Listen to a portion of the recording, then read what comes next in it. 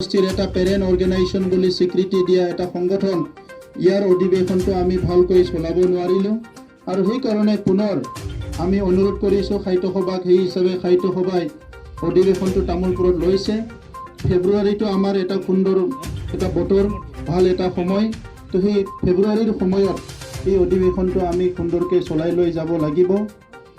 সেইকাৰণে আজিৰ পৰাই আমাৰ অভ্যৰ্থনা সমিতিৰ বিভিন্ন শাখা সমিতিবিলাকে ভালকৈ কাম কৰিব আৰু মূল কমিটিৰ লগত আমি আলোচনা কৰিম। BTC गाहाय मावफुं सोद्रोमा प्रमद बर'आ 10th बर' थुनलाइ आफादनि तामुलपुर जथुम्मानि गाहाय खुन्थियाखौ गायसनदों। मोनसे हाबाफारिनि गेजेरजों दिनै खुंफुंनो गोनां जथुम्मानि गाहाय खुन्थियाखौ गायसननानै होयो BTC गाहाय मावफुं सोद्रोमा प्रमद बर'आ। फैगौ 2022 मायथाइनि 11-12 आरो 13 फेब्रुवारियाव सानथामनि मेहेरगोनां हाबाफारिजों खुंफुंनो गोनां 10th बर' थुनलाइ आफादनि तामुलपुर जथुम्मानि थाखाय रायदाव आफादनि हेफाजाबाव साखाफारा खालामगासिनो दं।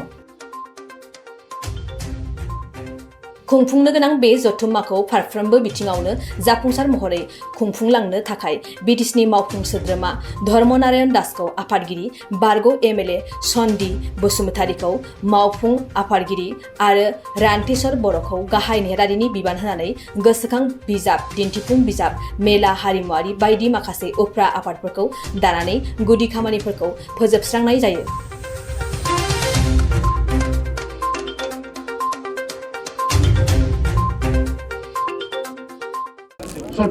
অহা ইংৰাজী বছৰৰ ফেব্ৰুৱাৰী 11, 12, 13 তিনিদিনীয়া কাৰ্যসূচীৰে আমাৰ এই তামোলপুৰৰ সমীপিত যিটো গজন মানে পথাৰ বুলি কোৱা হৈছে, শান্তি পথাৰ বুলি কোৱা হৈছে।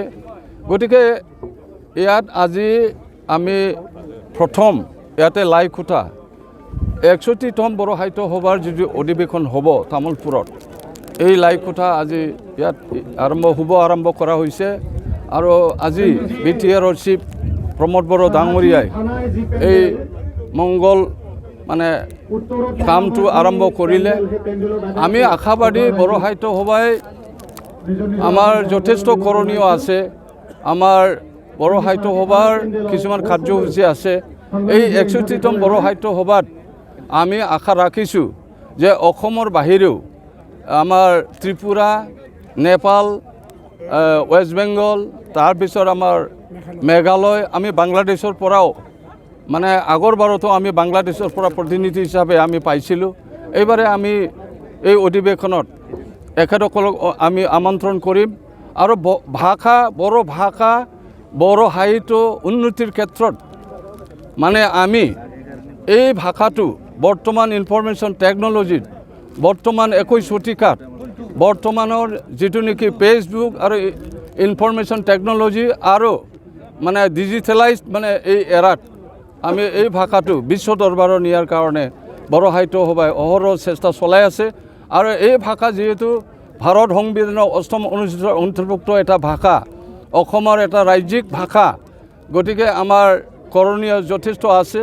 আমি বড়ো সাহিত্য সভাই বিভিন্ন জাতিগোষ্ঠী, অসম সাহিত্য সভাকে ধৰি বিভিন্ন জাতিগোষ্ঠীৰ লগত আমি সংগতি ৰাখি পেলাই আমি অসমৰ ঐক্য, শান্তি, সম্প্ৰতি আৰু ক্ষুদ্ৰ ক্ষুদ্ৰ ভাষা জনগোষ্ঠীৰ বিকাশৰ কাৰণে আমি মাত মাতি আহিছোঁ। আৰু উগ্ৰপন্থীৰ কাৰ্যকলাপৰ বিষয়েও আমি কৈ আহিছোঁ যে শান্তি বিৰাজ কৰিব লাগে দেশত, আৰু ৰাজ্যত যদি শান্তি বিৰাজ নকৰে তেনেহ'লে উন্নতি বিকাশ নহয়।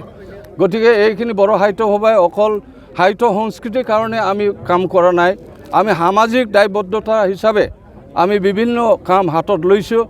আৰু আমি এই ভাষাটো মানে ইনফৰমেশ্যন টেকন'লজিৰ সেই এৰাত, এই যুগত এই ভাষাটো আমি ডিজিটেলাইজ ফৰ্ম, লাৰ্ণিং আৰু এডুকেশ্যন যিটো নেকি নেশ্যনেল এডুকেশ্যন পলিচি আহি আছে, ৰাষ্ট্ৰীয় ভাষা নীতি আহি আছে, এই ৰাষ্ট্ৰীয় ভাষা নীতিৰ লগত কেনেকৈ আমি ভাৰ্নাকুলাৰ মিডিয়ামটো আমি আগুৱাই যাব পাৰি, কেনেকৈ আমি বড়ো মাধ্যমটো ওপৰলৈ নিব পাৰি, আমাৰ বড়ো ভাষাটো আমি কেনেকৈ আৰু আমি উন্নতি কৰিব পাৰোঁ, সেইখিনি আমি চিন্তা চৰ্চা কৰিছোঁ।